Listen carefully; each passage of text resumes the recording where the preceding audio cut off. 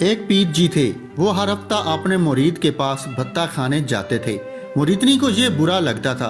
एक दिन मुरीदनी ने अपने शोहर से कहा कि आपका पीर कैसा है। अजान हो जाती है मगर पीर जी को पेट से ही फुर्सत नहीं मिलती। कभी इनसे पूछो कि नमाज भी पढ़ते हो। मुरीद साहब को ये बात मकबूल लगी और पीर जी से जाकर कह दिया। पीर जी ने गहरा सांस लिया और कहा कि साहब, इस मुल्क में हमारे जोड़ का कोई नहीं, इसलिए हम इधर नमाज नहीं पढ़ते, हम मदीना में पढ़ते हैं। बस तो मुरीद ने कहा, मैं तो समझ सकता हूँ मगर मेरी बीवी नहीं मानेगी।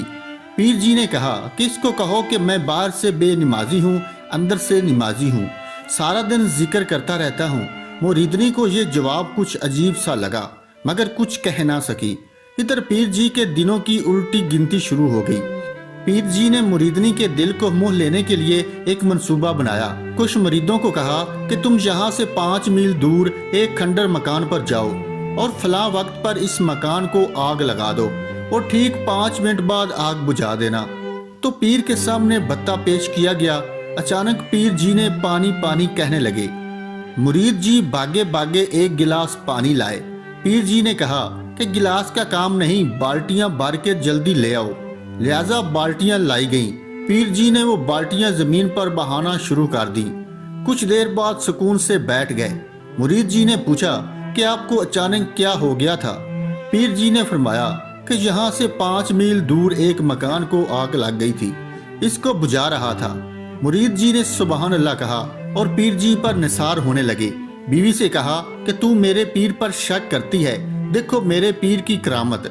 मुरीदनी जी ने तहकीक करवाई तो वो वाकया सच्चा था। मुरीदनी भी इतने लोगों का खाना पका पका कर तंग आ चुकी थी। आखिर एक बार भत्त पकाया और चीनी न डाली। मुरीद जी भत्त शरीफ लेकर पीर के पास पहुंचे और इधर मुरीदनी जी कपड़े धोने लग गई। पीर जी ने भत्त टेस्ट किया तो फीका था। मुरीद को चीनी का कहा। मुरीद जी ने बीवी से चीनी नहीं डाली, मुरीदनी डाली है, शायद एक जगह से फीका हो, दूसरी तरफ से खा कर देखे। पीर जी ने दूसरी तरफ से भी टेस्ट किया तो वही हाल था। अब मुरीद जी को इस बात पर गुस्सा आया।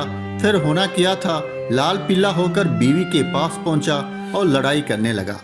इधर बीवी जी को भी इस वक्त का इंतजार था। बीवी ने डंडा उठाया और पीर जी की तरफ लपकी। पीर जी ने पूछा, क्या माजरा है, क्या हुआ? मुरीदनी, क्या होना था? झूठे कमीने, तुझे 5 मील दूर जलने वाले मकान का पता चल गया था मगर सामने पड़े भत्त के नीचे चीनी का पता नहीं चल सका। चल भाग यहाँ से, आइंदा जहाँ नजर आया तो पूरे मोहल्ले से पिटाई करवाऊंगी। मुरीदनी की चालाकी पर बेचारे पीर की आंखें फटी की फटी रह गईं।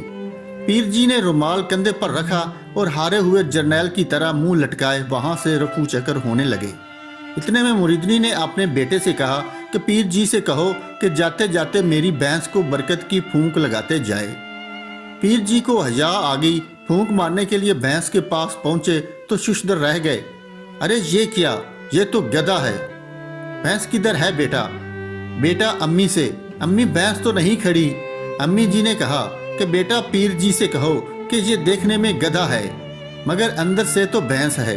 लड़के ने जब ये अजीब बात पीर को सुनाई तो पीर जी ने सुरख आंखें निकालते हुए कहा, तुम पागल हो। मुरीदनी जी ने कहा कि तुम अंदर से नमाजी हो सकते हो तो क्या गधा अंदर से भैंस नहीं बन सकता? उम्मीद करता हूँ ये कहानी आपको पसंद आई होगी। अगर कहानी अच्छी लगी है तो वीडियो को लाइक कर दें और दोस्तों के साथ जरूर शेयर करें। मजीद अच्छी कहानियों के लिए YouTube चैनल को लाजमी सब्सक्राइब कर लें और साथ लगी बेल को भी जरूर दबा दें।